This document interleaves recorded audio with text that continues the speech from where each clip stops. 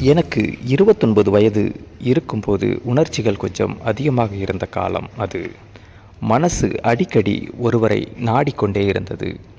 ஆனால் அந்த உணர்வுகளுக்கு சரியான வழி கிடைக்கவில்லை.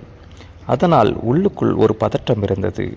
அந்த நேரத்தில்தான் எங்கள் வீட்டிற்கு என் மாமாவும் அவருடைய மகளும் வந்தார்கள்.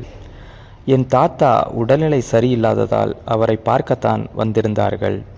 அப்போதுதான் எனக்கு அந்த மாதிரி ஒரு உறவு எனக்கு இருக்கிறது என்று தெரிய வந்தது. அவளுக்கு சுமார் 23 வயது இருக்கும். அழகாகவும் சுறுசுறுப்பாகவும் இருந்தாள். பெரியவர்கள் எல்லாம் பேசிக்கொண்டிருந்ததால் அவளுக்கு சலிப்பு. அதனால் என்னிடம் பேச ஆரம்பித்தாள். "நீ என்ன படிக்கிற?" என்றாள். நான் என்ன படித்தேன் என்று சொன்னேன். "நீங்க என்ன?" என்று கேட்டேன். அவளும் அதே குரூப் தான் என்றாள். "எனக்கு கொஞ்சம் சொல்லித்தர முடியுமா?" என்று கேட்டேன். அவள் சிரித்து, "சனி ஞாயிறு வீட்டுக்கு வா, சொல்லித்தாரேன்" என்றாள். அந்த வாய்ப்பு எனக்கு பிடித்து போய்விட்டது.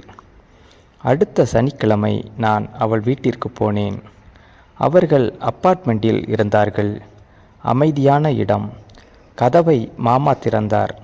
உள்ளே சென்றேன். சில நேரம் கழித்து அவள் வந்தாள். அவள் சாதாரணமாக இருந்தாலும் என் பார்வைக்கு அவள் மிகவும் ஈர்ப்பாக தோன்றினாள். நான் என்னை கட்டுப்படுத்தி கொண்டு புத்தகத்தை எடுத்தேன். மாமா வெளியே சென்ற பிறகு நாங்கள் இருவரும் மட்டும் இருந்தோம். அவள் சொல்லிக் கொடுத்தாள். ஆனால் என் கவனம் முழுக்க அவள் மேல்தான். அந்த நாள் அப்படியே முடிந்தது. அடுத்த வாரம் மீண்டும் போனேன். இந்த முறை கொஞ்சம் சுலபமாக இருந்தது. அவளுடன் பழக்கம் அதிகமானது. பேச்சு, சிரிப்பு, அதற்குள் ஒரு நெருக்கம். அப்போதுதான் அவள் அம்மாவையும் பார்த்தேன். அதாவது எனக்கு அத்தை. அவள் பேசும் விதம், அமைதி, அது வேற மாதிரி இருந்தது. அந்த நாளிலிருந்து என் கவனம் மெல்ல மாற ஆரம்பித்தது. அடுத்த சில நாட்களில் நான் அத்தையுடன் பேச ஆரம்பித்தேன். குடும்பம், வாழ்க்கை, பல விஷயங்கள் பேசினோம்.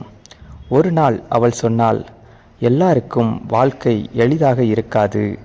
அந்த ஒரு வார்த்தை அவள் உள்ளுக்குள் இருந்த உணர்வுகளை காட்டியது. அடுத்த சனிக்கிழமை அத்தையின் வீட்டிற்கு சென்றேன். வீட்டில் அமைதி.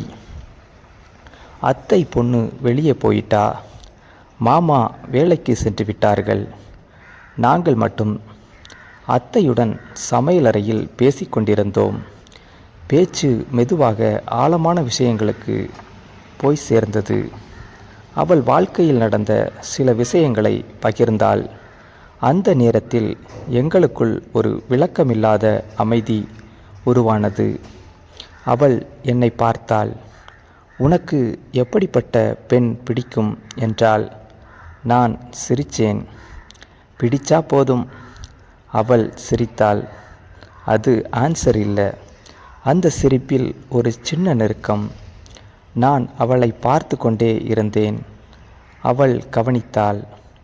"என்ன இவ்வளவு கவனமாக பார்க்குற?" என்றாள்.